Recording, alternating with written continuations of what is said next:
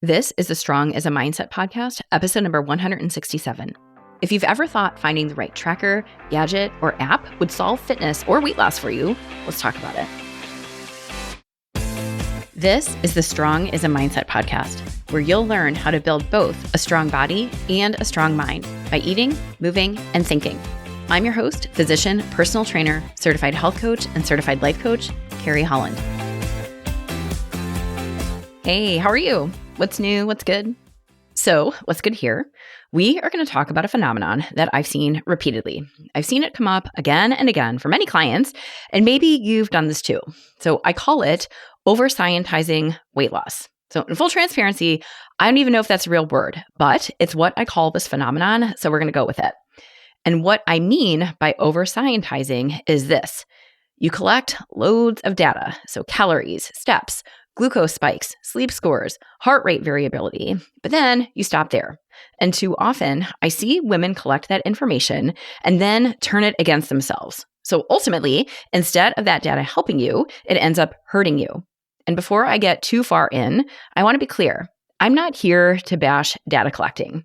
But remember, data itself is neutral. It's neither good nor bad.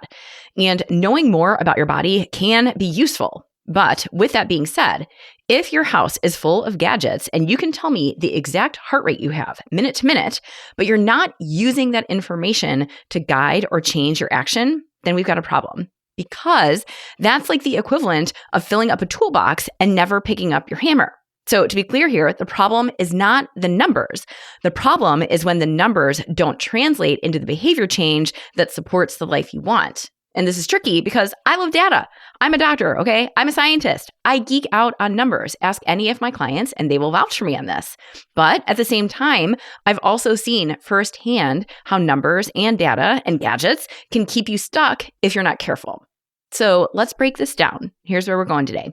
I'm going to share with you some of the most common ways I see over-scientizing fitness show up for my clients.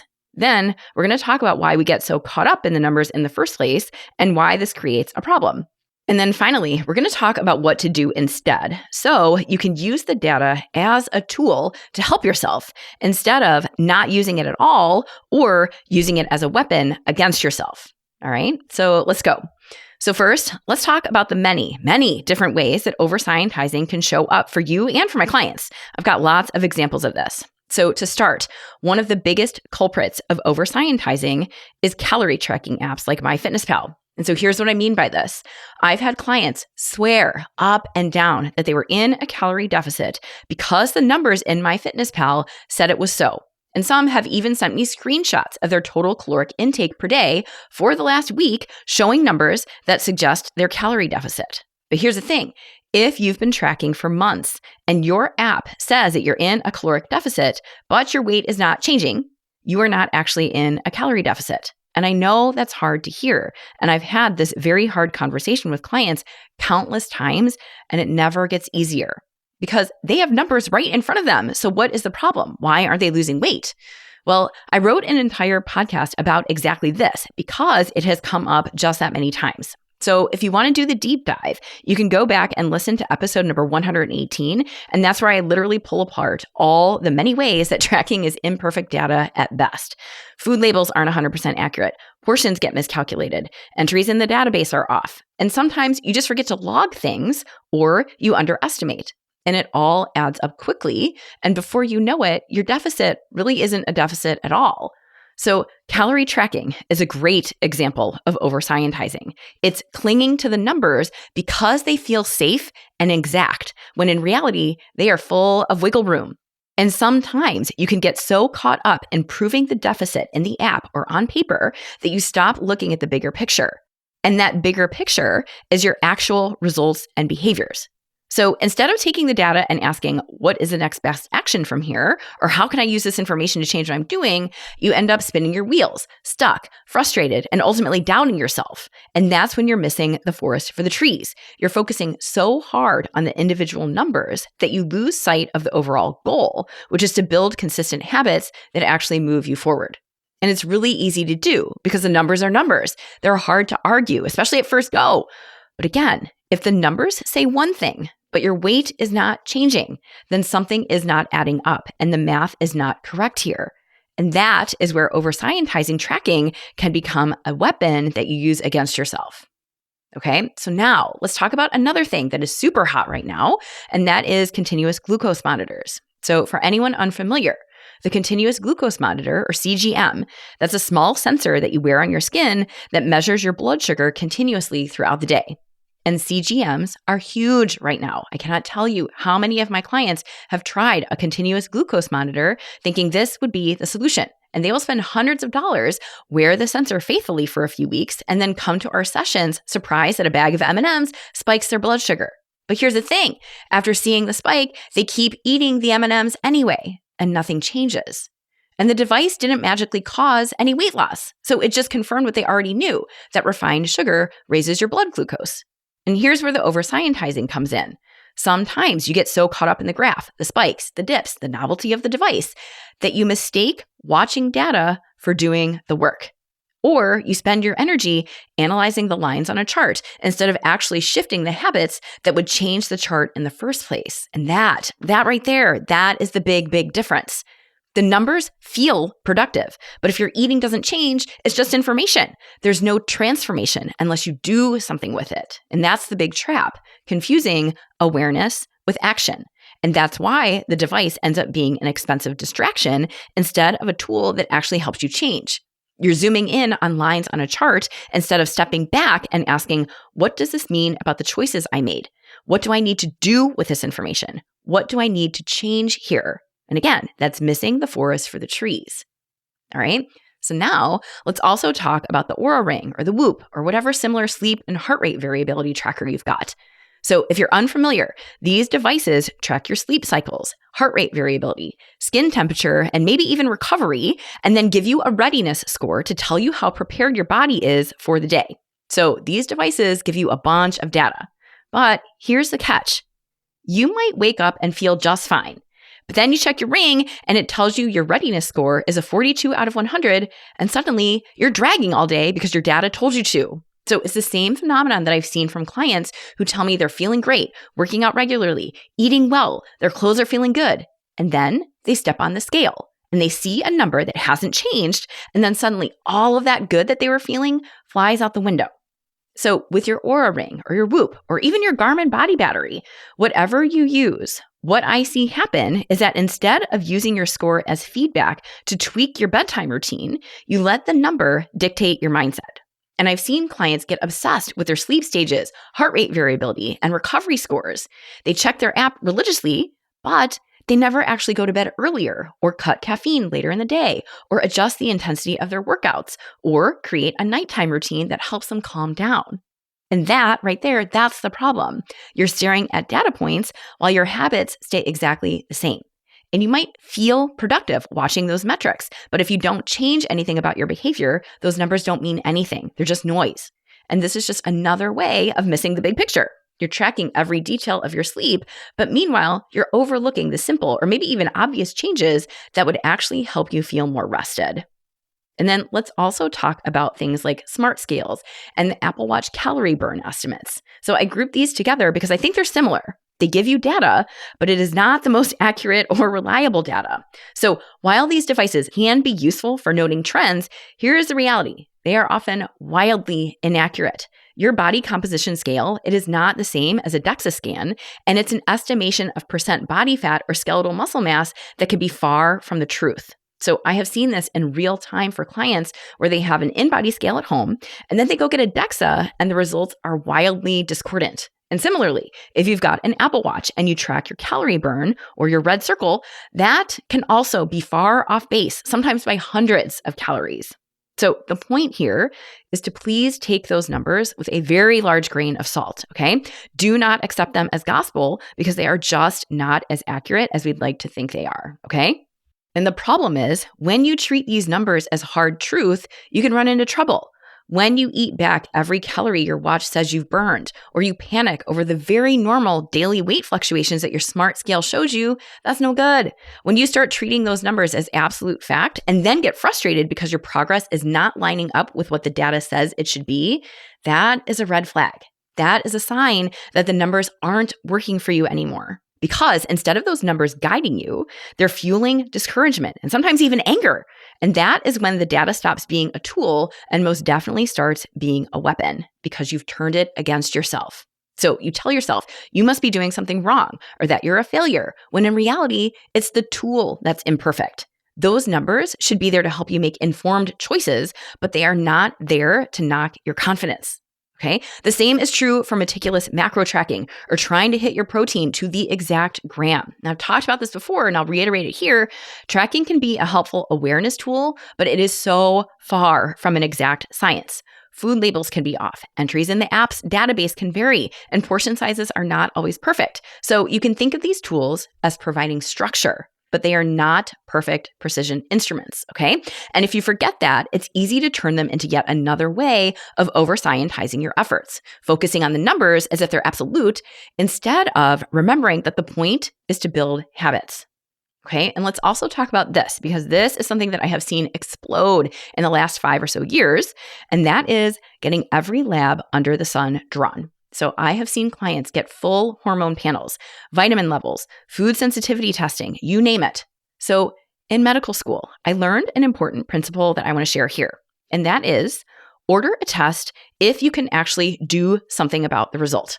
Otherwise, you run the risk of wasting money, time, energy, and all the while creating anxiety. And currently, there are more and more labs being marketed directly to consumers. Things like broad food sensitivity panels, cortisol rhythm mapping, or micronutrient testing. And many of these do not have strong science to back them up, but they're often peddled by influencers, some of whom are even physicians, who swear you need to know a particular number. And of course, right alongside that claim is a super expensive supplement or system that they just happen to sell to help you manage it. So here's the truth. Knowledge, yes, it is most certainly helpful, but it's only helpful when you can actually do something about it. And it's even better when that action is supported by good, repeatable, actual science. Otherwise, all that information, again, becomes more noise.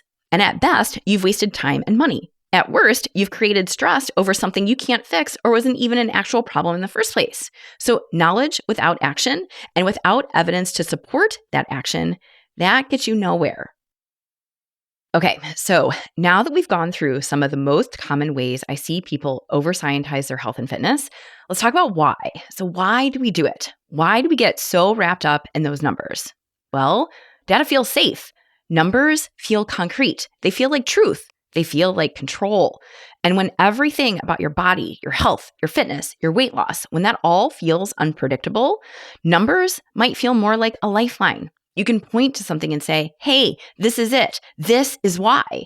And when you're frustrated with weight loss, that sense of control, it feels comforting, even if it's a false sense of control. Those numbers can give the illusion of certainty when you're in a process that feels anything but certain. And to take this further, data also feels exciting, especially when it comes packaged in something new or flashy or high tech.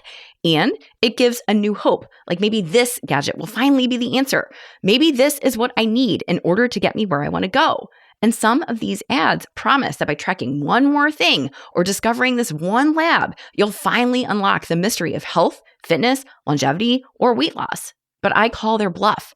And honestly, it can feel motivating at first. Opening your app or checking your device or following your numbers, that becomes a dopamine hit or something to look forward to. But that shine wears off super fast if that data isn't paired with new choices or different habits. And that's because it's easier to chase the shiny thing and follow the data or use that gadget than it is to do the very unsexy work of eating vegetables or moving your body or getting to bed at a decent time. And then there's also the distraction. Numbers can most definitely be a distraction. Sometimes, without even realizing it, you use the data as a way of avoiding. If you're busy analyzing your spreadsheet or comparing your sleep scores, you don't have to face the harder, more uncomfortable work of making change. You can spend hours thinking about or Googling or tweaking your macro targets instead of actually cooking dinner at home and loading a salad onto your plate. So you can keep chasing the perfect plan, all the while telling yourself you just need to figure it out instead of sticking with a good enough plan consistently. And in that way, data becomes like a smokescreen. It looks like you're doing the work because you're busy tracking and calculating and analyzing. But in reality, that is a very small part of it. because you're avoiding the harder actions that would actually move you forward. Those numbers might give the appearance of progress, but they can also cover up when nothing in your daily habits is actually changing. And sometimes those numbers even become a shield. If the data looks good, you get to tell yourself you're doing everything right, even if your results aren't changing. This happens all the time. And that's because it can feel safer to believe the numbers than to look at the possibility that you've got to do something differently. So if you're fading on me, come back for just a second and really hear this, because this is super important. It can feel safer to believe the numbers than to look at the possibility that you need to do something differently. And that right there, that is the double-edged sword of data. It can be helpful, but it can also keep you totally stuck if you're not being honest about how you're using that data. Okay? So now that we've talked about examples of over-scientizing, and there are many, and also talked about why we do it, now let's talk about the problem with over-scientizing. So here's the problem. Numbers are neutral. They carry no meaning on their own. They're just data points, like blips on a screen. The numbers, they do not care about you, your history, or your goals. Those numbers don't understand how tired you are from work, or how stressed you feel about your kids, or how emotional eating sneaks in for you at night. Those numbers, they do not solve anything on their own.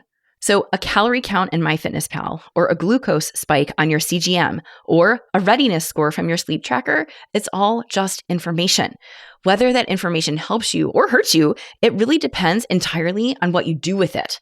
Those numbers, they do not make you stronger or healthier or leaner. It's your actions, what you decide to change, or what habits you build.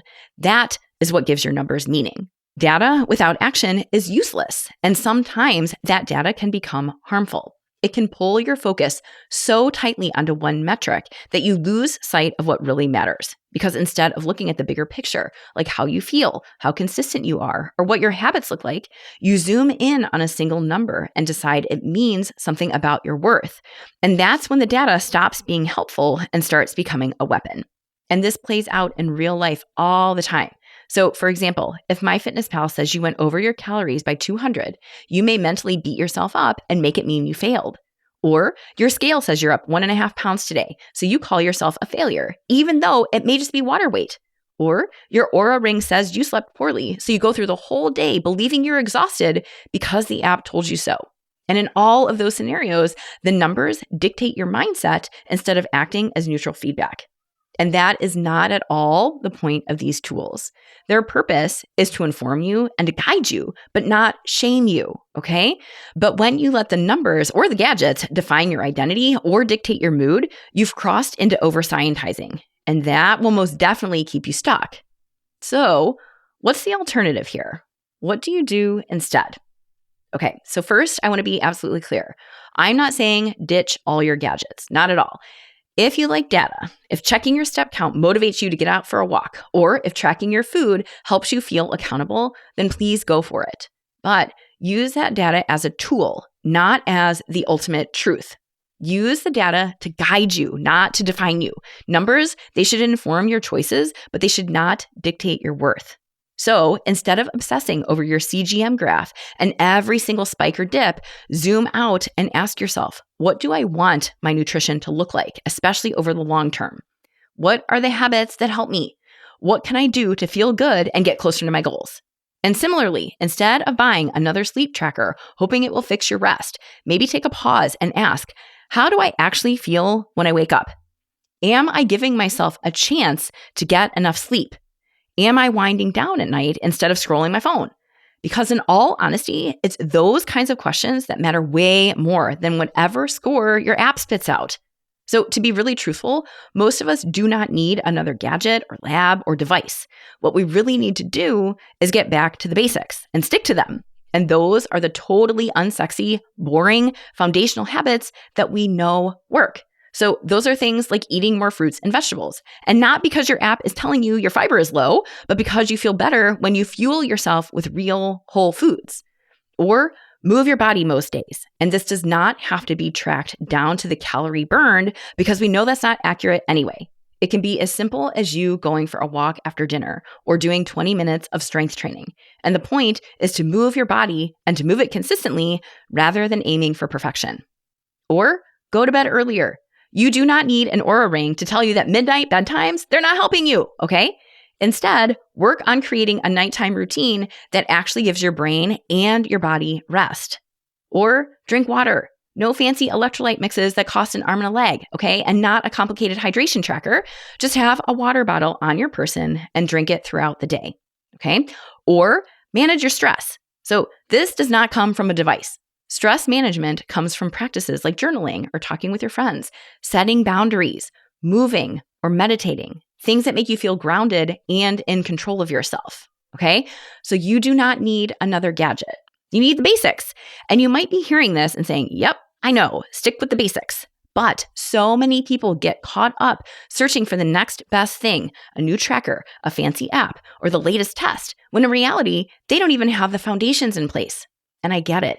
It is easier to be wooed by the shiny objects and systems than to face the hard, repetitive work of nailing the fundamentals.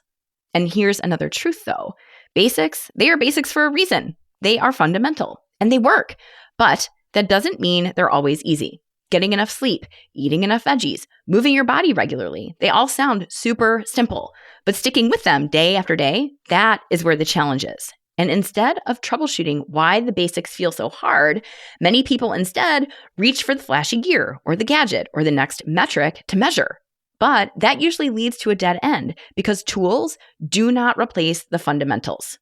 So yes, it is the unglamorous habits that matter most. Veggies, water, walking, and sleep. They may not feel as exciting as strapping on a new device, but those really are the backbone of sustainable habit change. The lifestyle you build, so the way you live day in and day out, is really what creates your results, not your CGM graph, not your readiness score, and most definitely not your daily weigh-in. Okay? Simple, not flashy, and not something an app can do for you. So here is what I want you to take away. Stop over-scientizing your fitness. Data, it's not bad. Gadgets, also not bad. But they will not change your life unless you use them to change your behavior. Numbers on a screen, they will not lift the weights for you. A readiness score does not get you to bed earlier. A food log, that does not put veggies in your mouth. Only your actions can do that. And here, this is what I really want to drive home. The information itself, it's not the solution. It's what you do with that information that matters. If you use the data as feedback to make small, consistent changes, then it can be powerful. But if you simply collect the data, or even worse, let it dictate how you feel about yourself, then it just becomes noise and it keeps you stuck and maybe even resentful. So you really do not need another metric to chase. So instead, I would suggest that you focus on building a lifestyle, one that feels good and that can be sustainable for the long haul. And it shouldn't be something that you maintain with dread or drama, okay? The basics, they may not look glamorous, and they really aren't, but they are actually what creates your results. So yes, use the tools if you like them, but also remember what they are, guides. They are not the absolute truth, not at all. So don't get so caught up in them that you lose sight of what really matters. And don't let them distract you from the simple, boring, unsexy basics that actually work. And keep working long after the novelty of your new gadget has worn off. All right? If you want help with this, let's go. If you've been caught in the cycle of chasing numbers and gadgets, but you're ready to actually build the habits that create real change, let's talk. This is the work we do in coaching. We take the data and we make it actionable so you stop beating yourself up with the numbers and use them as tools. Check out my website, send me a message at www.carriehollandmd.com/contact, and let's talk about how coaching will help you build a lifestyle you can feel proud of. All right? Thank you again for hanging out with me. I'll catch you again next week. Hey, if you want to build muscle but don't know where to start, I've got you covered. Head over to carriehollandmd.com/buildstrength and download my free guide to help you maximize your strength training.